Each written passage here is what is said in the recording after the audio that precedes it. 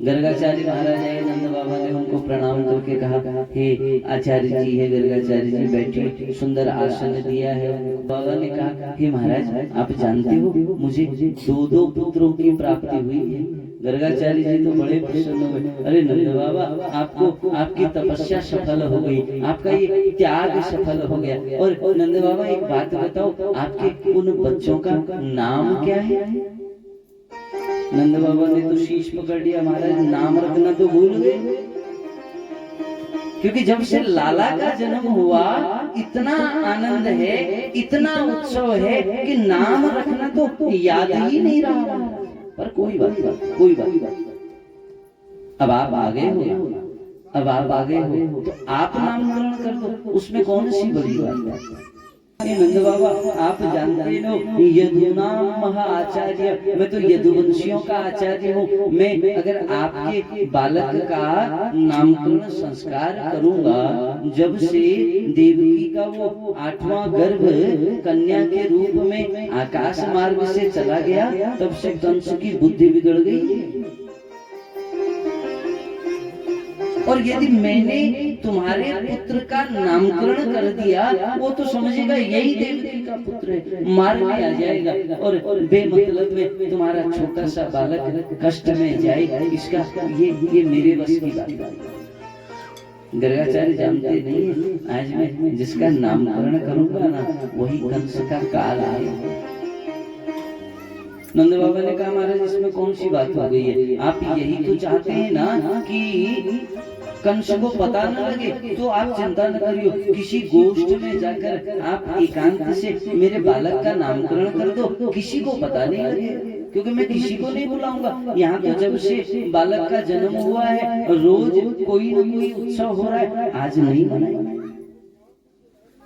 इन्होंने कहा, ये बात सही है, अगर ऐसी कोई व्यवस्था हो सकती है हमारे, तब तो ठीक है, तब तो आप गोष्ठ में, गौशाले में, मानो भगवान भी लीला कर रहे हो कि मुझे सांसारिक वस्तुओं से प्रेम नहीं है, मैं तो गौ माता से प्रेम करता हूँ। शुरुआत में ही गौशाले में नामकरण हो रहा। नंद बाबा ने व्यवस्था की, यशोदा मैया को बताने गए, हे यशोदा, एक बाबा जी आए हैं, वो हमारे बच्चों का नामकरण करेंगे। मैया ने कहा, हम तो बिल्कुल नहीं आएंगे। जब से कोई बाबा आया है ना, तब से ही रोज कोई न कोई उत्पात हो रहा है, मैं अपने लाला को नहीं भेजूंगा। मैं जानता हूँ बड़े सिद्ध बाबा हैं और बड़े ज्ञानी बाबा हैं, इसलिए तुम घबराओ नहीं। मैया को तो संकोच है, सोचने लगी ज्ञानी है या नहीं, पहले परीक्षा तो ले। अब तो अपने पुत्र को माता रोहिणी के गोद में रख दिया, और माता रोहिणी के पुत्र जो बलराम महाराज हैं, उनको अपनी गोद में रख लिया। दोनों माताएं दोनों बालकों को लेकर गई हैं, गौशाले में गई और गर्गाचार्य महाराज के सामने बैठी। सामने बैठकर गर्गाचार्य महाराज से कहा कि हे महाराज जी, ये हमारे दो बालक हैं, बताओ हमारे बालकों का नाम क्या है? गर्गाचार्य महाराज ने जैसे ही भगवान को देखा, ध्यान लग गया, समाधि लग गई बाबा की। और ऐसी समाधि लग गई महाराज, समाधि दो प्रकार की होती है। एक तो होती है साधन समाधि। साधन समाधि में तो मनुष्य ध्यान में बैठा रहता है, आंखें बंद रहती हैं, श्वास चल रही होती है। एक होती है त्राटक समाधि। त्राटक समाधि में आंखें खुल जाती हैं, मुंह खुल जाता है, श्वास भी नहीं चलती। गर्गाचार्य ध्यान में चले गए, अरे ये तो जगत का नारायण है, ये तो गोविंद है, ये तो इष्ट है, ये तो परमात्मा है, अरे ये तो ब्रह्मांड नायक है। ध्यान लग गया, और जब ध्यान लग गया ना, तो मैया ने देखा बड़ी देर से ध्यान लगा रहे हैं, जोर से आवाज दी, अरे महाराज जी। नहीं सुना गर्गाचार्य जी, फिर कहा महाराज जी नहीं सुना। मैया ने सोचा लगता है महाराज जी भी निपट गए, क्योंकि जब से लाला जन्म लिया ना, कोई न कोई तो ऐसा ही। जोर से आवाज लगाई, अरे महाराज जी अब खुला ध्यान। हाँ हाँ माता क्या हुआ?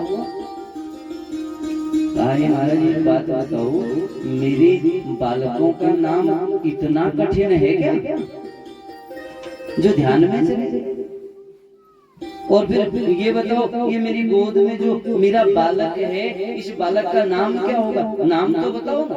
एक बात बताऊं, सबसे पहले तो अहम ही रोहिणी पुत्रो, जो आपकी गोद में बालक है ना, वो आपका नहीं, वो माता रोहिणी का बालक है। माँ समझ गई, अरे बड़े विद्वान है, पहली बार में ही पहचान जाए।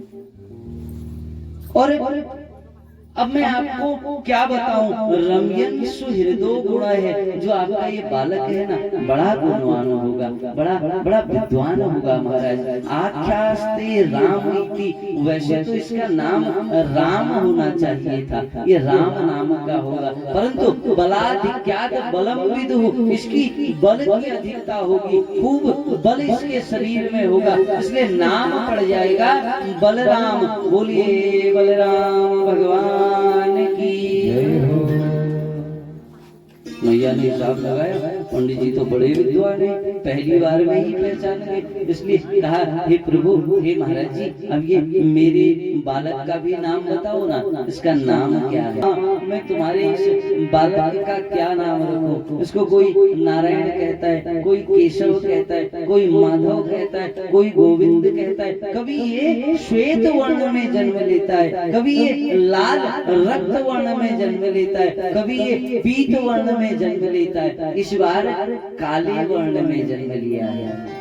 बहुनि संत नामानि रूपाणि च सुतस्यते गुण कर्मानुरूपाणि तन्याहं वेदनो जनाः। हे माँ, तुम्हारा ये जो पुत्र है ना, अनेक रूपों में जन्म लेता है, और जिस जन्म में, जिस अवतार में जो गुण है इसके अंदर, वैसा ही नाम पड़ जाता है।